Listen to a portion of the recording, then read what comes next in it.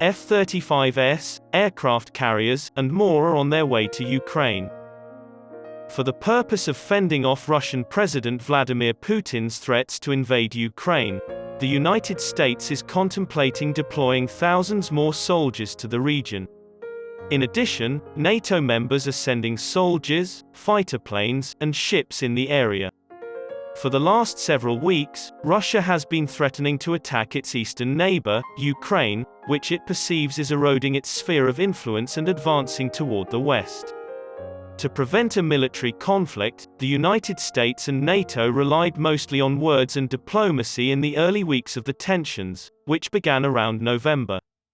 With each passing week, the US and NATO's resolve becomes stronger as Moscow's aggression towards its neighbor escalates.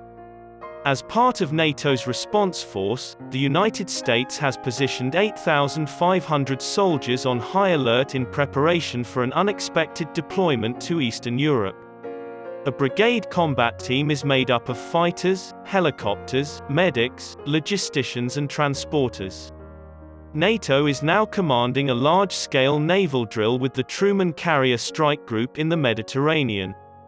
A-18F, Super Hornets, E-2D Hawkeyes, C-2A Greyhounds, MH-60S Knight Hawks, and MH-60R Sea Hawks are among the 9 squadrons that may be deployed from the aircraft carrier, which is capable of deploying a total of 9 aircraft. Military assets have been pledged to Europe's eastern flank not just by the United States but also by a number of other NATO members.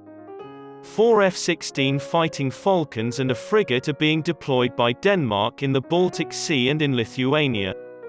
There are reports that Spain is considering sending fighter planes to Bulgaria. France, with Europe's biggest military, is ready to send soldiers to Romania under NATO leadership.